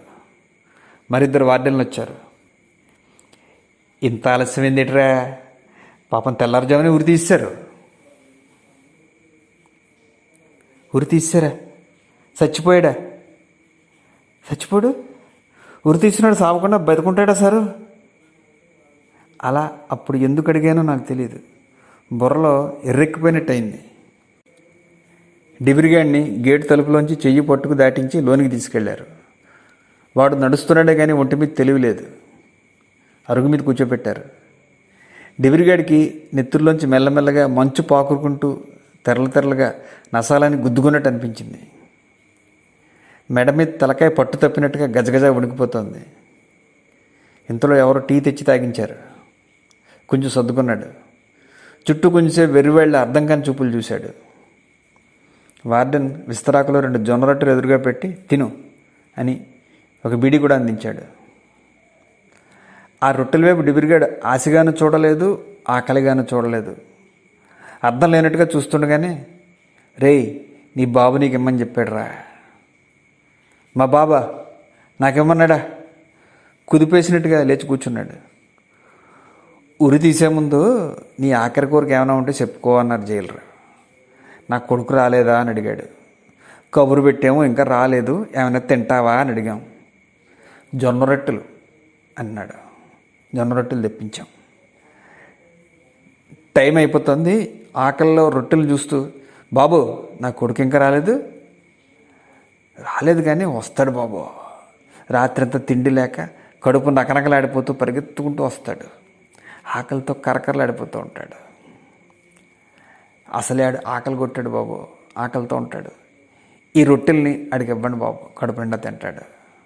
ఆకలితో ఉంటాడు కదా బాబు నా కొడుకు, ఓ బీడీ కూడా ఇప్పించండి బాబు అని బీడీని గబగబా 2 దమ్ముల్లో ఊదీశాడు.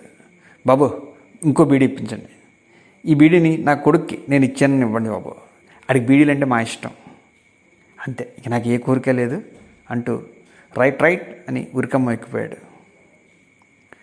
చివరిసారిగా నీకోసం ద్వారం వైపు చూశాడు రా, నువ్వు రాలేదు, ముసుగు తుడిగేసాం, టైం అయిపోయింది, ఉరి తీసాం, ఏం చెప్తాను చెప్పు. నా బాబు ఏడిచాడా, ఉరికాయ మీద గింజుకున్నాడా అని వార్డెన్ చేతులు పట్టుకుని పాపం వలవల ఏడ్చాడు డిబిరిగాడు. అలా డిబిరిగాడు చెబుతున్న వాడి దీనగాథకి మరింత హైలైట్ చేస్తున్నట్టుగా నక్కలు ఆకాశం వైపు మోరలెత్తి ఏడుస్తున్నాయి.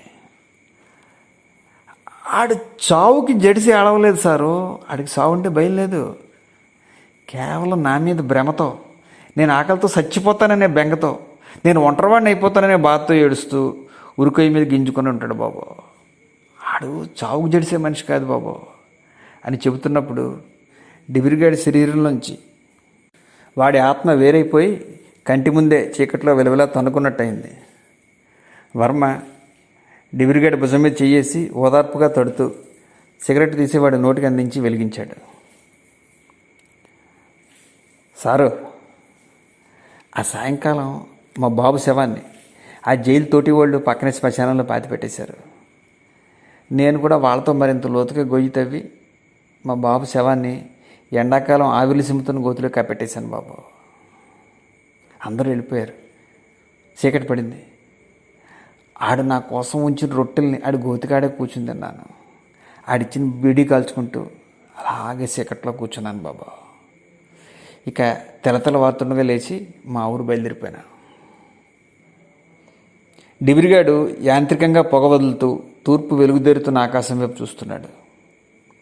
చల్లగాలులు వేచడం మొదలెట్టాయి. తంపర మీద ముసురుకున్న మంచు కరిగిపోతూ గాలిలో తేలుతూ శూన్యంలో కలిసిపోతుంది. ఆకాశం గచ్చకాయ రంగులో జిడ్డు తీరుతోంది. నేను పెద్దయ్యాక మా బాబు తుపాకీ నాకు ఇచ్చేస్తారని పోలీస్ స్టేషన్లో చెప్పారు. ఇక అలా వలేసి ఏట వేసుకుంటూ ఎన్నెన్నో ఊర్లు తిరిగాను. తిరిగి కొన్నాళ్ళు గుర్తుకొచ్చి మళ్ళీ ఈ ఊరు వచ్చాను. అప్పటికి నాకు మీసాలు గడ్డాలు వచ్చాయి. తెల్లదొరల రోజుల్లో మా సంచార వాళ్ళకి ఏట చేసుకు బతకడానికి లైసెన్సులు ఇచ్చేవారు బాబు. ఏటేటో కాగితాల మీద నా నిశానీలు ఫోటోగ్రాఫ్లు తీసుకుని మా ఈ తుపాకీ నాకు ఇచ్చేశారు అని సిగరెట్ కాలుస్తూ లేచి నించున్నాడు. అప్పటికే తంపర మీద వెలుగుపరుచుకుంటోంది. ఆ వెలుగులో మెల్లమెల్లగా తుంగగుబుర్లు, రెల్లుదుబ్బులు, నాచు తీగలు ఒక్కొక్కటి ఫోకస్లోకి వస్తున్నాయి. డిబిరిగాడు తంపర వైపు కలిగి చూస్తున్నాడు. నీటి పిట్టలు అరుస్తున్నాయి. సరుగుడు తోటలో జిడిమావిడి చెట్టు నుంచి ఓ కోయిలు కూస్తోంది. తెల్లగా గాలి వీస్తోంది. ఏదో వాసన పసిగట్టుతున్నట్టు పదే పదే ముక్కుపుటాలు ఎగరేస్తూ గాలిలో వాసన చూస్తున్నాడు డిబిరిగాడు. బాతులు రెక్కలు కొట్టుకుంటూ నీటిలో ఒకదానోడు తరుముకుంటూ అరుస్తూ గోల చేస్తున్నాయి. సారో వర్షం వస్తుంది. పెట్టి బాతులు పెట్టల్ని తొక్కడానికి అరుచుకుంటూ ఎలా గోల చేస్తున్నాయి. అది వర్షం వస్తుందరా, వర్షం వాసన చూడు అని మళ్ళీ ముక్కుపుటాలను ఎగరేస్తున్నాడు. గాలితెర రయ్యమని వీచింది. తుంగగుబురులోంచి నాచు మీద ఉరుసుకొస్తున్న ఆ గాలిలో ముదర పసరవాసనతో పాటు చినుకులకు తడిసిన మట్టి వాసన వర్మ ముక్కుకి ఘాటుగా తగులుతోంది. వర్మ ఆశ్చర్యకరంగానూ ఆసక్తికరంగానూ ఆకాశం వైపు చూశాడు. స్వచ్ఛమైన వినీలాకాశం, సుదూరంగా ఓ నల్లటి మబ్బు మరక. తూర్పున ఆకాశం మీద వెలుగు పసుపుదేరుతూ కరిగించిన బంగారపు రంగు మైనపూతలా చిక్కబడుతోంది. పచ్చటి వెలుగు గాలిలో కలిసి నీటి మీద తేలుతూ తామరాకుల మీద రాసుకుంటూ ఆకుపచ్చటి గడ్డి గుబురులో నుంచి వెలుగు పాకురుకుంటూ దాటుతుండగానే మళ్ళీ ఆకాశం రంగు మార్చింది. నారింజ రంగు పారదర్శక పల్చటి కాంతి చిక్కటి పచ్చదనంతో పెనవేసుకుంటోంది. ఆ వర్ణకాంతుల పరిష్వంగంలో నుంచి సూర్యోదయం అయింది. క్రమంగా నిండు సూర్యుడు మెల్లగా నులివెచ్చగా ఆకాశం మీదకు తోసుకొస్తున్నాడు. తంపర మీద పక్షి సంతతి సూర్యోదయంతో కిలకలాడుతున్నాయి. వర్మ, డిబిరిగాడు అటే చూస్తున్నారు. బార్ బార్ బక్ బక్ గొ గొ గో అని తొంగదుబ్బుల్లోంచి గూడకొంగ రెక్కలు కొట్టుకుంటూ లేచింది. డిబిరిగాడు చటాలను తుపాకీ ఎత్తి దాని గమనంతో పాటే గురి సాగిస్తున్నాడు. మెడ సాగదీసుకుంటూ వెనక్కాళ్ళు చాచి గాలిలో రెక్కలు కొట్టుకుంటూ అప్పుడే లేచిన సూర్యుడికి అడ్డంగా నల్లగా దాటబోతోంది. తుపాకీ గురి దాన్నే వెంటాడుతోంది. ఠుమ్! దిబిరిగాడి తుపాకీ పేలింది. దెబ్బకి టప్ అని దూదిపించి పిట్లిపోయినట్టుగా గుప్పుడు వెంట్రుకలు గాలిలో మెరుస్తూ తేల్సాగాయి. గాలిలోనే చచ్చిన గూడకొంగ నిండుగా లేస్తున్న ఎర్రటి సూర్యబింబం నేపథ్యంలో విరిగిపడి చీకటి పిల్లల బరువుగా దబ్బున నీటిలో పడిపోయింది. పిట్ట నీటిలో పడడంతో అంతవరకు వర్మ పక్కనే నించున్న సీజర్ ఒళ్ళు విదిలించుకుంటూ గట్టు దిగి పట్టుకురావడానికి ఒడ్డెంపట పరుగులంకించుకుంది. దూరంగా నీటి మధ్యలో చచ్చిన గూడకొంగ తేలుతోంది. ఇంతలో దిబిరిగాడు గట్టిగా అరిచాడు. సారో, దాన్ని పట్టుకోండి సారో, అక్కడ బురద దుమ్ములున్నాయి, ఊబులున్నాయి, అందులో దిగబడి పాపం చచ్చిపోద్ది, పరిగెట్టి పట్టుకోండి. ఆ పెట్టె ఎలాగో దక్కదు, ఇది కూడా కూరుకుపోతుంది ఊబిలో.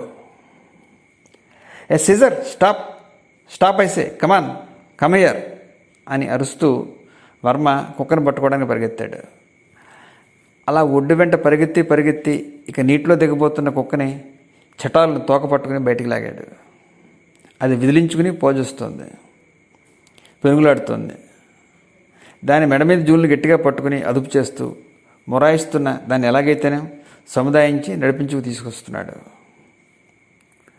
రాను రాను గాలి ఎక్కువ అవుతోంది. వెలుగు మసకబారింది. ఆకాశం వైపు చూశాడు.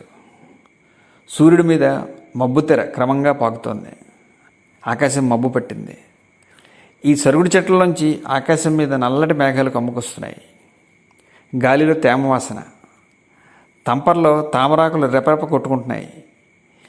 ఈ వర్షపు రాకను ఎప్పుడో పసిగట్టిన డిబిరిగాడి ప్రకృతి వాతావరణ పరిజ్ఞానానికి మనసులోనే అభినందించుకుంటూ కుక్క నడిపించుకుంటూ గట్టెక్కాడు. అక్కడి దృశ్యాన్ని చూసి వర్మ గుండె జల్లుమంది.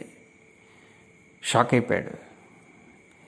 తెగి వేళ్లాడుతున్న మెడతో రక్తంలో రెక్కలు కొట్టుకుంటూ గింజుకుంటున్న నత్తగొట్టు, చాకుకి అంటిన రక్తాన్ని సంచీకి తుడుస్తున్న డిబిరిగాడు. వాట్, చంపేసేవదాన్ని?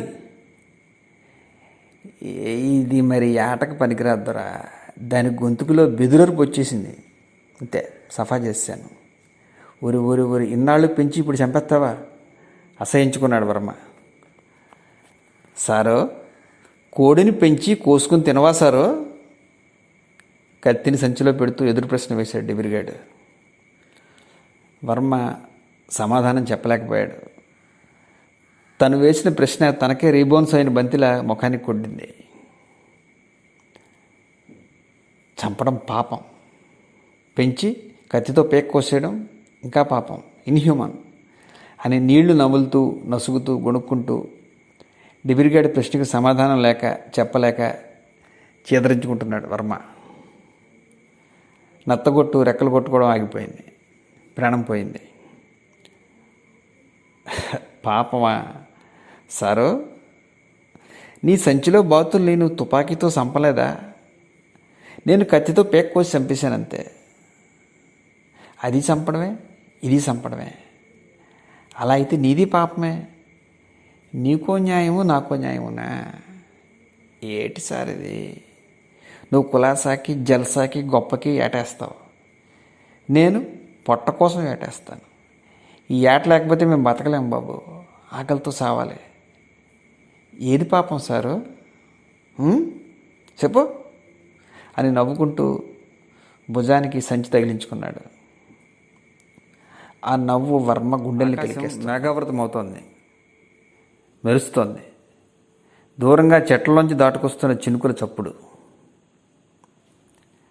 ఈరోజు ఏటలేదు. నీ తుపాకీ శబ్దానికి పెట్టలు కూడా దిగలేదు. ఆ కొట్టిన పెట్ట కాస్త ఊబులో పడిపోయింది. ఓ పక్క వర్షం కూడా వచ్చేస్తుంది. ఇంక ఇవాళకి ఏట ఉండదు.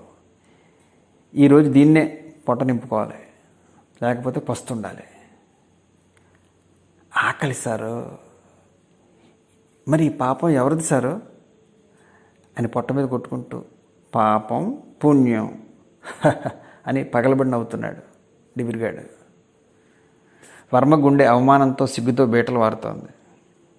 అవును, ఎవరిది పాపం? డిబిరిగాడు జీవిత సత్యాన్ని పొరలు పొరలుగా ఒలిచి చెబుతున్న వేదాంతిలా అనిపించాడు. నిశ్చేష్టుడై అలా నవ్వుతున్న డిబిరిగాడి వైపు చూస్తూ ఉండిపోయాడు. టప్ప టప్పమని 2 పెద్ద పెద్ద చినుకులు వర్మ ముఖం మీద తట్టి లేపినట్టుగా పడ్డాయి.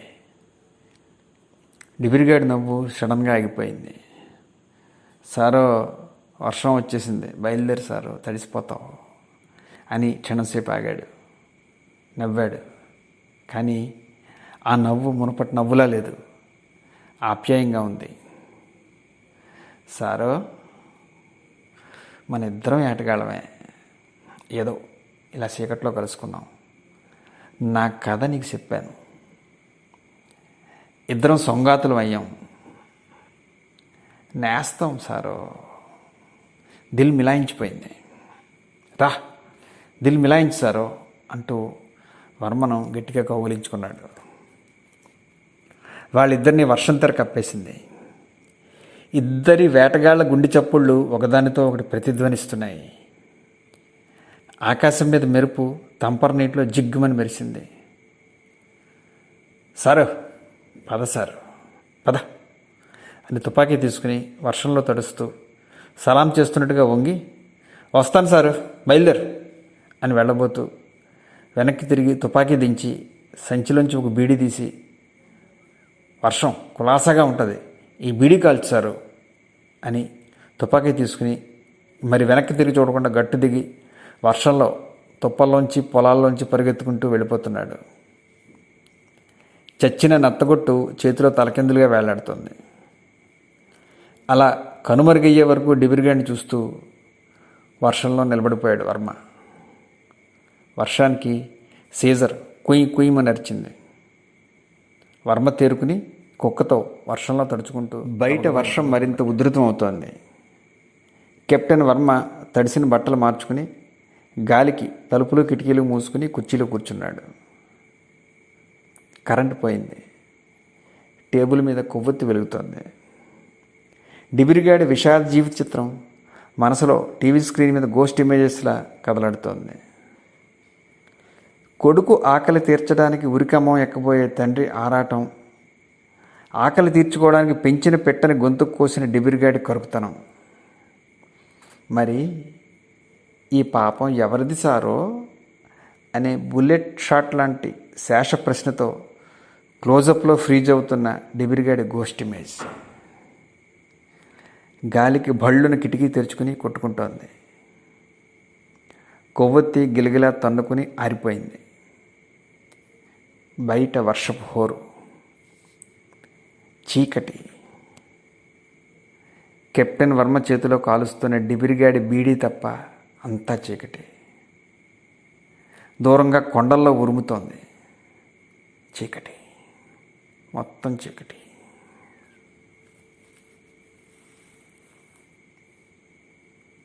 సెలవు తీసుకుంటాను. Thank you.